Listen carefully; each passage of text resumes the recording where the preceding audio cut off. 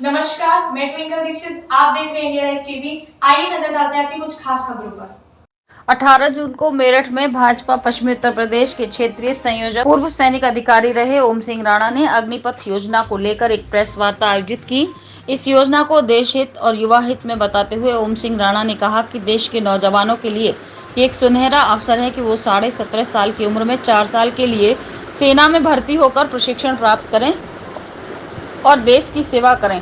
हर महीने 30,000 से शुरू होकर अंतिम 40,000 रुपए प्रति माह वेतन भी प्राप्त करें। इसके अतिरिक्त पूर्व में लागू सैनिकों के लिए भत्ते आदि भी दिए जाएंगे। 4 साल की सर्विस के दौरान उन्हें बिना कोई अंश दिए सैनिकों के बीमे की सुविधा भी उपलब्ध होगी, जिसमें अगर कोई अग्निवीर शहीद होता है तो उसके परिवार को 1 करोड़ की धनराशि और अगर कोई अग्निवीर अपनी सेवा के दौरान ड्यूटी करते हुए दुर्भाग्यवश मृत्यु को प्राप्त होता है तो परिवार को 48 लाख के अतिरिक्त 44 लाख का एक्स ग्रेशिया अलग से दिया जाएगा।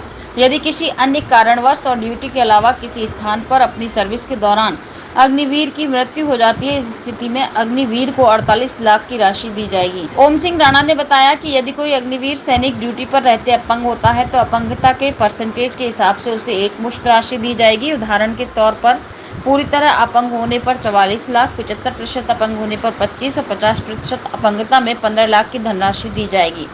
विशेष बात यह है कि जीवन बीमा के द्वारा जो धनराशि दी जाएगी उसके लिए अग्निवीर सैनिक से किसी तरह का कोई कंट्रीब्यूशन नहीं लिया जाएगा। ओम सिंह राणा ने बताया कि अग्निवीर सैनिकों को स्किल बेस्ड सर्टिफिकेट दिए जाएंगे, जिसके आधार पर सेवा काल के बाद बाहर आकर सरकारी बैंकों से बिना कुछ गिरवी रखे लोन ले सकते हैं और अपना उद्योग लगा सकते हैं।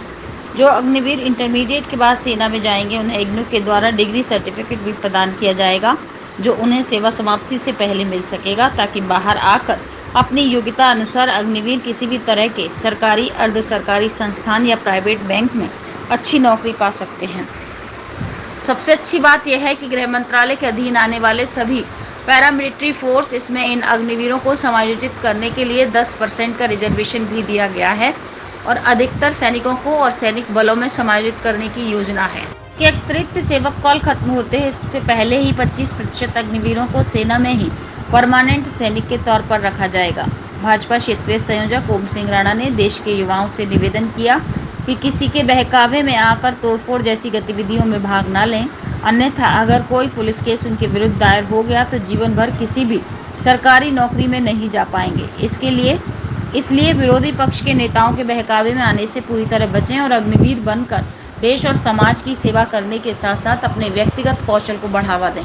मेरठ इंडिया राइज टीवी से कुणाल सोम की रिपोर्ट। नमस्कार, मैं मीनाक्षी शर्मा स्वागत करती हूँ आपका आप बीती न्यूज में। आज हम आए हैं ओम सिंह राणा जी के यहाँ पर, जहाँ पर जो सरकार ने, जो हमारे माननीय प्रधानमंत्री जी हैं नरेंद्र सिंह मोदी जी, उन्होंने जो मतलब ये अग्निवीर की जो वो चलाई है, जो पॉलिसी चलाई है, उसके बारे में जो विरोधी पार्टियां हैं वो सड़कों पर उतरी हैं, जो मोर्चा कर रही हैं, उसके बारे में ओम सिंह राणा जी क्या कहना चाहते हैं, जानते हैं उनसे।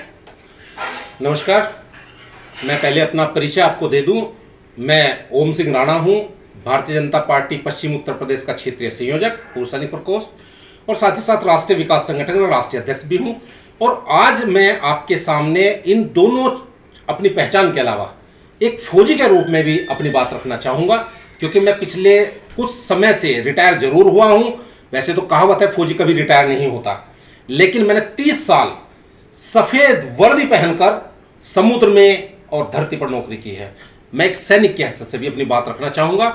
देखिए पत्रकार बंधु, हमारे देश की एक सच बताऊं तो दुर्भाग्य है कि यहाँ जब भी कुछ अच्छा होता है तो ज़्यादातर विरोधी पार्टियाँ उसमें सरकार का साथ देने के बजाय उसमें टांग खिंचाई का काम करती हैं, और टांग खिंचाई करते वक्त यह भी नहीं सोचती कि इससे देश के युवाओं का या देश की संपत्ति का या हमारे अंतर्राष्ट्रीय स्तर पर इसका क्या नुकसान होने वाला है।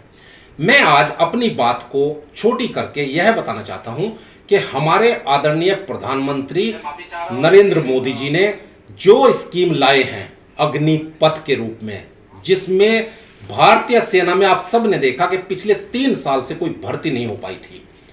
यह स्कीम कोई अचानक से धरातल पर नहीं लेकर आए।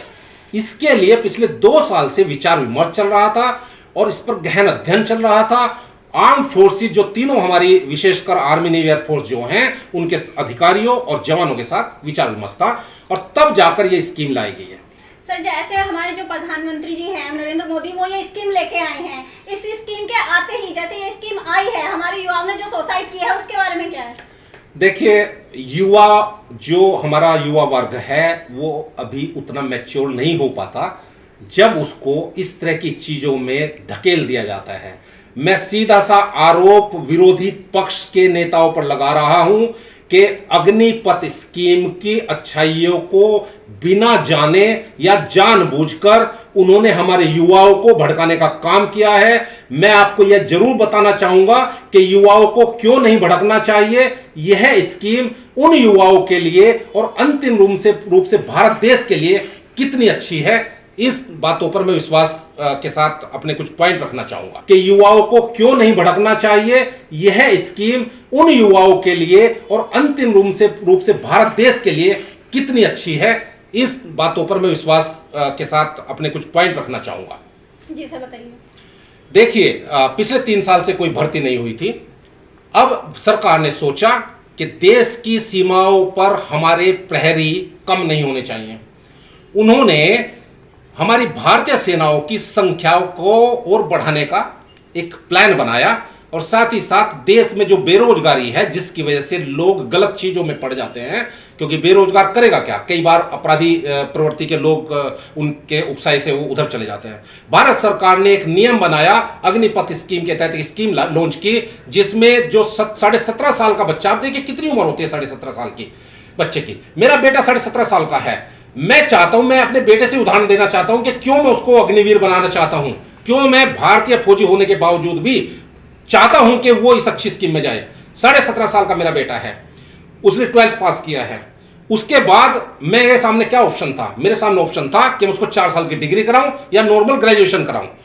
4 साल की डिग्री कराने के लिए अगर मैं बीटेक कराता हूं तो आराम से आपको पता है 15-20 लाख रुपया लग जाता है। 14-15 लाख रुपए में बीटेक होती है। 4 साल को इनकम नहीं होगी, 4 साल वो डिग्री करेगा, उसके बाद बाहर आएगा, कोई गारंटी नहीं है उसको 15,000 रुपए की भी नौकरी मिलेगी, क्योंकि आजकल इंस्टीट्यूशंस का स्तर क्या है आप जानती हैं। इसलिए मैं चाहता हूं कि वहां मुझे खर्चा भी करना पड़ रहा है 15-20 लाख रुपया, और फिर भी भरोसा नहीं कि मेरे बेटे को 15,000 रुपए महीने की नौकरी मिलेगी। भारत सरकार ने यह स्कीम लॉन्च की जिसमें 17.5 साल की उम्र से ही बच्चा अग्निवीर बन सकता है। जैसे ही वो भर्ती होगा उसको उन्हीं मापदंडों पर खरा उतरना पड़ेगा जो सेनाओं में होते हैं। भर्ती में कोई छूट नहीं है, जो लायक होंगे वो उसमें जाएंगे। इस साल के लिए भारत सरकार ने एक और विशेष बात की है, क्योंकि मैंने ट्विटर से भी रिक्वेस्ट किया था आदरणीय प्रधानमंत्री मोदी जी से और रक्षा मंत्री जी से कि जो बच्चे पिछले 3 साल से लगे हुए हैं तैयारी करने में, उनकी उम्र निकल चुकी, ओवर एज हो चुके, तो भारत सरकार ने इस बार के लिए उनकी ऊपरी आयु में 2 साल की छूट भी दे दी। अब सोचिए 17.5 साल का बच्चा सैनिक बन गया, उसको खाना फ्री, रहना free, medical facility free, CSD canteen की सुविधा है, उसको जूते से लगाकर चप्पल से लगाकर हर चीज फ्री है, आने जाने का किराया सरकार देती है, हवाई जहाज में आधा किराया देती है, इसके अलावा मेडिकल फैसिलिटी सब कुछ उसको फ्री है। तो आप ये मान सकती हैं कि अगर आप अंदाजा लगाएं कि अगर बच्चे को खाने पीने के लिए सब कुछ मिल रहा है, छुट्टी मिल रहा है, सब कुछ मिल रहा है, तो भी उसको करीब 22 लाख रुपया 4 साल में हाथ में होगा, अगर वो अपनी तनख्वाह भी बचाए। अब 22 लाख रुपया आप सोचिए, 4 साल में से कितने नवयुवक हैं, ऐसी कौन सी नौकरी है जहां 4 साल काम करके 22 लाख कमा लेंगे। मध्यम वर्गीय परिवार के अगर बच्चे को खाने पीने के लिए सब कुछ मिल रहा है, छुट्टी मिल रहा है, सब कुछ मिल रहा है, तो भी उसको करीब 22 लाख रुपया 4 साल में हाथ में होगा, अगर वो अपनी तनख्वाह भी बचाए। अब 22 लाख रुपया आप सोचिए, 4 साल में से कितने नवयुवक हैं, ऐसी कौन सी नौकरी है जहां 4 साल काम करके 22 लाख कमा लेंगे। मध्यम वर्गीय परिवारों के लिए एक आशीर्वाद के रूप में स्कीम आई है, लेकिन विपक्षी पार्टियां इसको आगे बढ़ने नहीं दे रही है, हमारे युवाओं को भड़का रही है। खासकर मैं ये कहना चाहता हूं युवाओं से, अगर आप नहीं समझे, अगर आप विरोधी पार्टियों के चक्कर में पड़े रहे तो आपके खिलाफ पुलिस केसेस होंगे। और आपको मैं विशेषकर उन जाति के लोगों को बोलना चाहता हूं, हालांकि मैं जातिवादी प्रथा में विश्वास नहीं करता, लेकिन सच्चाई से आप मुंह नहीं मोड़ सकते। भारत का जो सामाजिक ढांचा है वो जाति आधारित है। अगर ब्राह्मण हो, राजपूत हो, जो अच्छे, जिनको तथाकथित उच्च जातियां बोली जाती हैं, अगर उनके बच्चे पुलिस केस में फंस गए, सड़कों पर तांडव मचा कर रखा है, रेलगाड़ियां फूंक रहे हैं, पुलिस की गाड़ियां तोड़ रहे हैं, पुलिस के जवानों पर पत्थर मार रहे हैं, अगर आपके खिलाफ कोई पुलिस केस हो गया, जिंदगी भर आपको नौकरी नहीं मिलेगी, तब आपका परिवार कहां जाएगा। एक तरफ तो आप अपने आप को उस गर्त में ढकेलने की कोशिश कर रहे हैं जहां आपके खिलाफ पुलिस केस होंगे, दूसरी तरफ सरकार आपको उस सुविधा का लाभ देने की कोशिश कर रही है जब आप भर्ती होते ही हर महीने 30,000 रुपए से शुरू होकर आपकी तनख्वाह ऊपर तक जाएगी। अगर आप अमाउंट की बात करें तो पहले साल में आपको 4,76,000 रुपया मिलेगा। और अंतिम साल तक जाते जाते यह 6,92,000 रुपए हो जाएगा। इसमें से सरकार का सबसे बढ़िया काम यह है कि देखिए, जब मौत आनी होगी तो घर भी आएगी। आपके लिए सरकार ने सारी सुविधाएं दी हैं। आपको जीवन बीमा के लिए कुछ नहीं देना होगा। अगर बदकिस्मती से कोई हमारा वीर सरहद पर शहीद हो गया तो उसके परिवार को 1 करोड़ रुपया मिलेगा।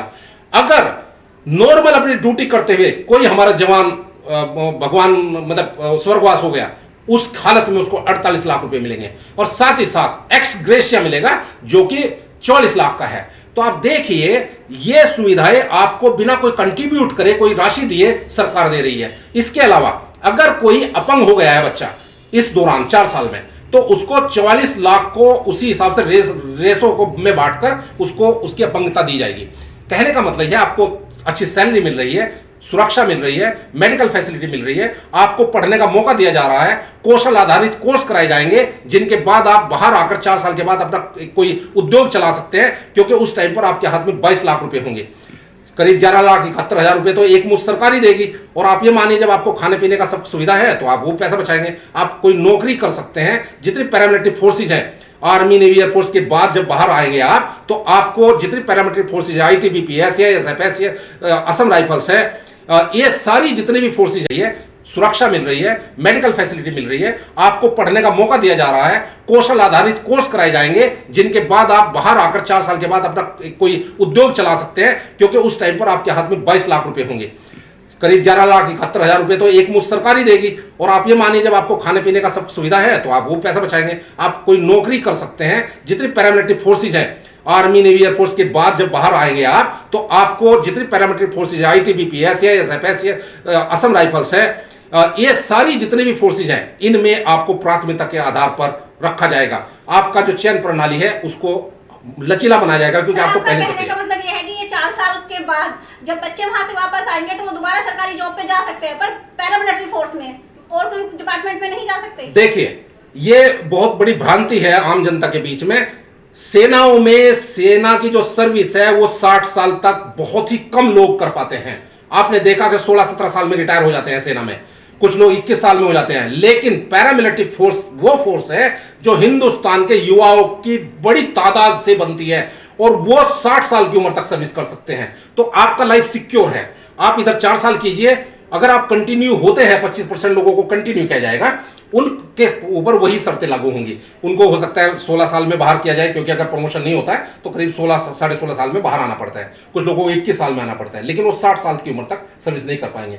दूसरी तरफ जो पैरामिलिट्री फोर्स है, जिसमें 4 साल की नौकरी के बाद उनको रखा जाएगा, वो 60 साल की उम्र तक सर्विस कर सकते हैं। तो ये तो सोने पे सुहागा वाली बात है। तो मैं तो इसमें बिल्कुल कोई कमी बिल्कुल भी किसी स्तर पर नहीं पाता। और फिर मैं कहता हूं, कुछ लोग क्वेश्चन उठा रहे हैं कि जो 4 साल में होंगे उनके अंदर राष्ट्रवादिता नहीं होगी। क्यों नहीं आएगी भाई? जिनके अंदर राष्ट्रवादिता नहीं आनी है, तो 52 साल का व्यक्ति भी, चाइना और भारत की सीमाओं के ऊपर आमने सामने सैनिक खड़े हैं, और फिर भी वो चाइना के लोगों के साथ मीटिंग करता पकड़ा गया है। तो जिसके अंदर राष्ट्रभक्ति नहीं है वो नेताओं के अंदर भी नहीं आएगी, और जिसके अंदर राष्ट्रभक्ति आएगी तो योगेंद्र यादव जैसे व्यक्ति, जिन्होंने कारगिल के ऊपर 2.5 साल की उम्र में 2.5 साल दुश्मनों के छक्के छुड़ाकर मार मार कर भगाया और उनको परमवीर चक्र मिला। तो मेरा ये कहना है, स्कीम बहुत अच्छी है। युवाओं से मैं ये कहना चाहता हूं, सड़कों के आंदोलन छोड़ दीजिए। आप अपने पैरों पर कुल्हाड़ी मार रहे हो। अगर पुलिस केस बन गया, जिंदगी भर कोई नौकरी नहीं कर पाओगे।